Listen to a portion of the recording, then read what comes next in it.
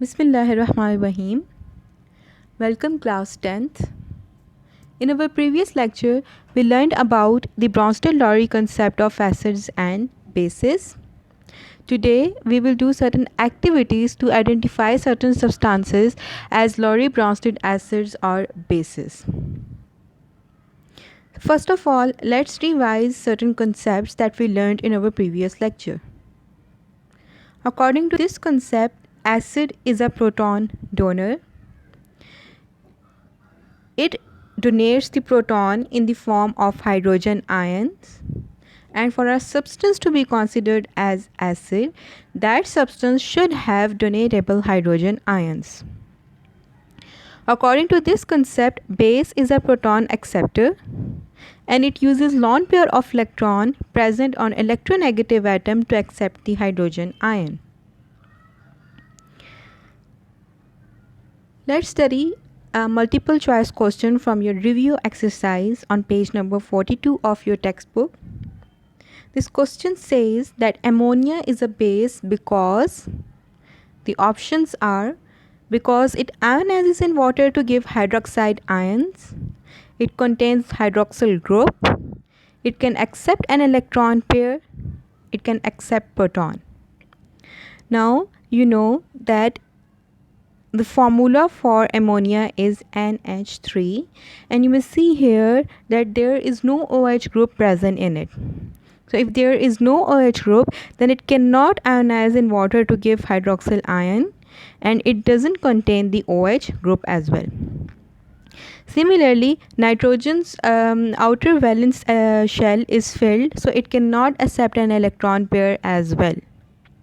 However, ammonia can accept proton by using the lone pair present on the nitrogen atom. So therefore, the correct option for this MCQ is the option D.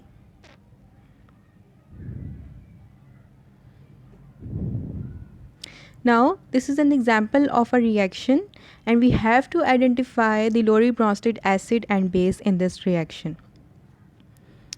We have read before that acid is a proton donor and it is converted into negatively charged species after donating a proton. So these are the two conditions that are when met label that substance as an acid. Similarly, the two conditions for a substance to be labeled as Lowry-Bronsted bases are proton, it should be a proton acceptor and it should be converted into positively charged species. So if you look in this equation, you may see here that acetic acid has been converted into acetate ion, and how it is converted into acetate ion by losing the hydrogen ion. So this means that acetic acid is acting as a Bronsted-Lowry acid here. Now you may see here that water molecule has been converted into hydronium ion, and it is converted into hydronium ion by accepting the hydrogen ion. That hydrogen ion was generated from acetic acid. Since this water molecule has been converted into positively charged species, so therefore water is a Lowry-Bronsted base here. Now see another example. In this example, bicarbonate ion is reacting with water molecule to form carbonate and the hydronium ion. Now you may see here that bicarbonate ion after losing the proton has been converted into carbonate ion. Now the negative charge has increased in this species. In the bicarbonate ion, it was -1. In the carbonate ion, it is -2. So this means that the negative charge has been increased. Since the negative charge has been increased and since there is the release of hydrogen ion or a proton, therefore this bicarbonate ion will be considered as Lowry-Bronsted acid. On the other hand, if we observe the water molecule has been converted into hydronium ion, and we know that it is converted into hydronium ion when that water molecule accepts the proton. So therefore, this water molecule is acting as a base here. Let's see another example. Now, in this example, you may observe that HCl has been converted into chloride ion. Now, how the HCl will be converted into chloride ion? By releasing the proton. Now, you may see here that there is a negative charge on the chloride ion. So, this means HCl is working as a Lowry-Bronsted acid here. On the other hand, if you see the bicarbonate ion, this bicarbonate ion has been converted into carbonic acid. Though it is not a positively charged species, but you may see here that the charge, a negative charge has been reduced. And this bicarbonate ion was converted into carbonic acid by accepting the proton. That proton was generated from the hydrochloric acid. So therefore, this bicarbonate ion is acting as a base here. Alright. Now you may compare in these two reactions that here the bicarbonate ion is acting as an acid and here the bicarbonate ion is acting as a base.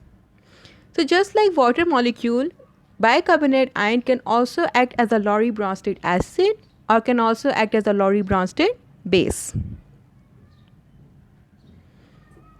Let's see another example in which hydrogen sulfide reacts with ammonia to form ammonium ion. Now, you can see here that this is converted into a negatively charged species by generating a hydrogen ion, and this is converted into positively charged species by accepting the hydrogen ion. So this means that this hydrogen sulfide is acting as a Bronsted-Lowry acid here and ammonia is acting as a Bronsted-Lowry base here. Now you have another example and you may see here that this species after releasing hydrogen ion has been converted into sulfide ion. Now you may see that the negative charge has increased on this species. So therefore this species will act as an Lowry-Bronsted acid and here water molecule is acting as a Lowry-Bronsted base because that water molecule has been converted into hydronium ion with a positive charged species.